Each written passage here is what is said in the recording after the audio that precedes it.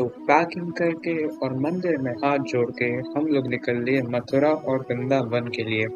अब यहाँ पे मैं ज़्यादा रास्ते के वीडियोस लगाऊंगा नहीं। एक्सप्रेसवे पे चढ़ते ही भाई मैं तो सो गया था। अब सीधा मिलेंगे मथुरा में। 2 hours later.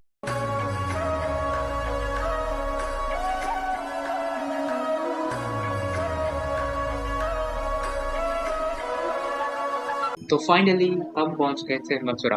हमारी पार्किंग के सामने ही यमुना जी थी और पार्किंग से बाहर निकलते ही मैंने दो चीज़ें नोटिस करी। पहले बंदर, बहुत सारे बंदर, और दूसरा पतली सुंदर कन्या। हम फिर निकल पड़े थे द्वारकाधीश के लिए। वो भी ज़्यादा दूर नहीं था। द्वारकाधीश पहुंचते ही वहाँ पे जो फूल बांट रहे थे उन्होंने कहा फूल के पैसे बाद में देना, पहले मंदिर चले जाओ क्योंकि वहाँ पे दर्शन बंद होने वाले हैं। मंदिर बहुत ही सुंदर था, बहुत बड़ा था और बहुत ज़्यादा कलरफुल था। ऐसा मंदिर नहीं देखा आज तक, बहुत ज़्यादा सुंदर मंदिर था। वो तो बस दर्शन हो ही गए। जैसे ही हम पहुंचे थे उसके 5 मिनट बाद ही पर्दा लग गया था। द्वारकाधीश के बाद हम चले विश्राम घाट के लिए। यमुना जी बाहर से तो बहुत सुंदर लग रही थी, लेकिन उनका पानी बहुत ही काला और गंदगी से भरा हुआ था। विश्राम घाट के बाद हम लोग गए विमलेश्वर महादेव। ये तीनों जगह ही बहुत ही पास पास थी, 500 मीटर के दायरे में। फिर हम गए कृष्ण जन्मभूमि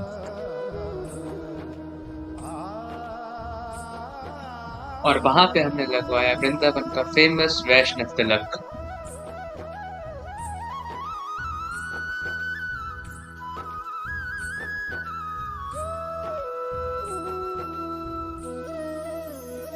अब इसके बाद हमारे फोन्स और इलेक्ट्रॉनिक सामान रख लिए गए थे।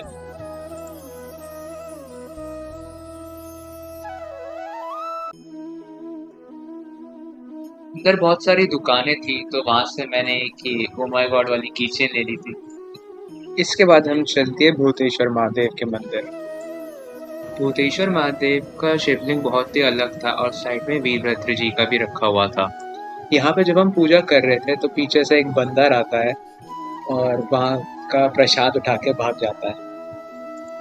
मंदिर के अंदर ही कात्यायनी माता का शक्तिपीठ था। कहते हैं यहीं पे सती माता के बाल गिरे थे। काफी खड़ी सीढ़ियां थी और जब हम नीचे गए तो बहुत ही डार्क सा एक ऑरा था।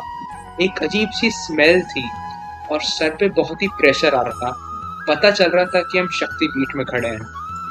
इसके बाद हम चल दिए 84 दिगंबर जैन मंदिर। अंदर एक बहुत ही सुंदर हिरण्मयी की मूर्ति थी और इस मूर्ति के अंदर जैन धर्म के 24 तीर्थंकर जी थे। मंदिर के और अंदर जाके मैंने बहुत इंटरेस्टिंग चीज देखी, टाइम से रिलेटेड। सनातन धर्म में कहा जाता है कि टाइम सर्कुलर है, तो 4 युग होने के बाद वो युग वापस रिपीट होते हैं। उसी हिसाब से यहाँ पे भी हमारे को भविष्य के तीर्थंकर, भूतकालीन के तीर्थंकर और वर्तमान के तीर्थंकर दिखे, तो ये बहुत ही इंटरेस्टिंग था मेरे लिए। वहाँ पे एक और बड़ी सुंदर मूर्ति थी जो राम मंदिर में रामलला की मूर्ति है उस जैसी दिख रही थी, और वहाँ पे हमारे कुल देवी देवता की भी मूर्ति थी। मंदिर के बाहर एक भोजनालय था, वहाँ खाना खाकर नीचे कैंटीन में थोड़ी देर रेस्ट किया। हम इतने थक गए थे कि हमें ध्यान ही नहीं रहा कि उस मंदिर में जम्बू स्वामी जी की सबसे बड़ी मूर्ति है और हमने सोचा था हम उसे देखेंगे, लेकिन रेस्ट करते समय ध्यान से निकल गया और फिर हम आगे बढ़ गए। रास्ते में मैंने एक बहुत ही सुंदर चीज देखी। एक गाय मंदिर के सामने दर्शन कर रही थी। फिर हम चल दिए थे गोवर्धन गिरिराज जी के लिए। गिरिराज जी भी बहुत ही सुंदर और डिफरेंट टाइप का मंदिर था। वहां से लौटते समय हम एक कैफे में रुके और फिर हम चल पड़े वृंदावन के लिए। वृंदावन पहुंचते ही हम लोगों ने होटल ढूंढना शुरू कर दिया था, पर हम जिस भी होटल में जाते वो सारे होटल ऑलरेडी बुक्ड थे। होटल ढूंढते ढूंढते हम इस्कॉन आ गए।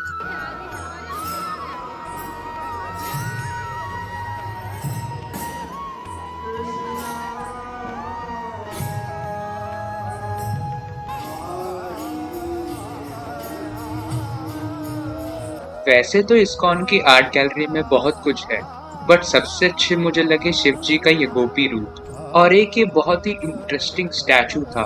ऐसा लग रहा था राम जी, कृष्ण जी और बलराम जी तीनों एक ही शरीर में हों।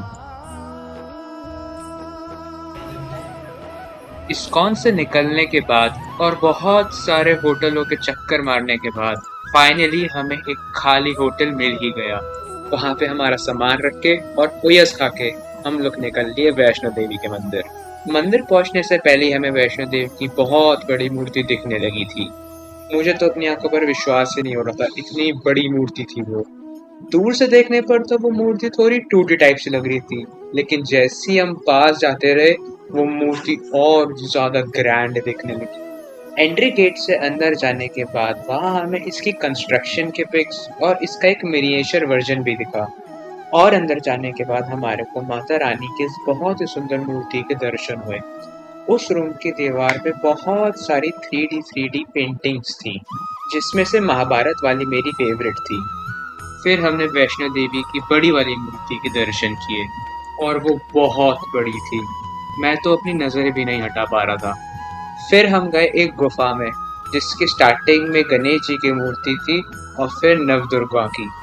उस गुफा में पानी ही पानी था, तो इतना चलने के बाद ठंडा ठंडा पानी पैरों पे अच्छा लग रहा था। फिर गुफा से निकलने के बाद हमने उस बड़ी वाली मूर्ति के और पास से दर्शन किए।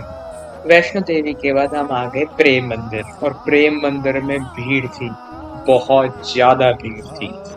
वहां पे मैंने बड़ी इंटरेस्टिंग चीज देखी, वाटरफॉल को एक प्रोजेक्टेड स्क्रीन की तरह यूज करना। बड़ा ही मस्त लग रहा था ये देखने में।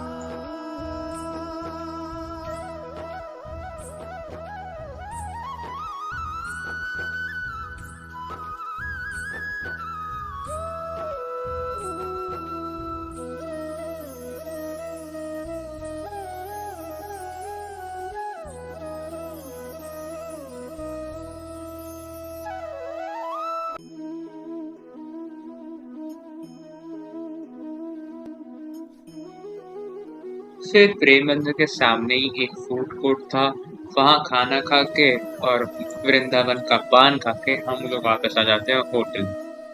The next day. अब आ गया हमारा डे 2। फिर होटल से निकल के हम लोग चलते हैं बांके बिहारी जी की तरफ। अब वहाँ पे इतने सारे बंदर थे कि मैं रिकॉर्डिंग नहीं कर पाया।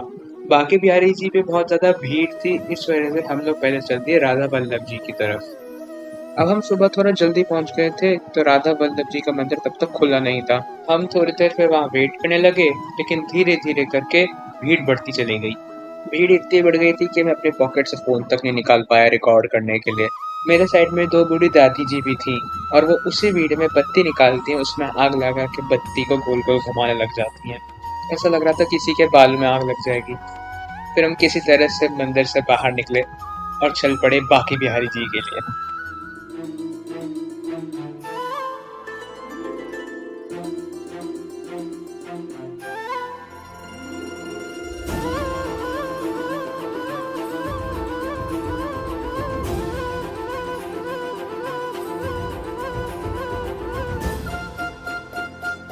बांके बिहारी के दर्शन करने के बाद जब हम वहां से बाहर आए तो मेरा दिल नहीं माना और मैं वापस अंदर चला गया। फिर ढोकला कचौड़ी खा के हम लोग निकल दिए रंगनाथ जी के मंदिर।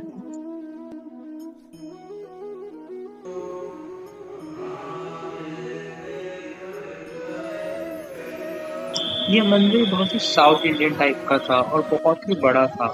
इसकी मूर्तियां भी बहुत ही अलग और सुंदर थी।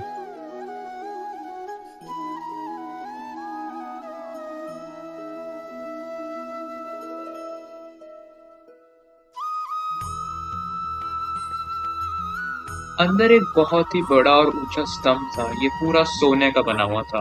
उसके बाद हमें कुंड टाइप का भी कुछ दिखा। फिर हम गए गोपेश्वर नाथ महादेव जी के मंदिर, बट वहां मैं वीडियो नहीं बना पाया क्योंकि बंदर। फिर हम गए राधा रमन जी के मंदिर और एंटर करते ही बहुत ही सुंदर सा एक ये व्यू था। यहाँ पे भी हमारे को बंदर महाशय मिल गए फूल खाते हुए।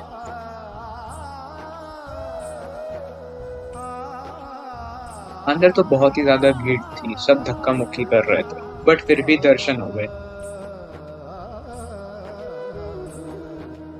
फिर हम गए निधिवन, बट फिर से मैं वहां पे कोई वीडियो नहीं बना पाया क्योंकि बंदर।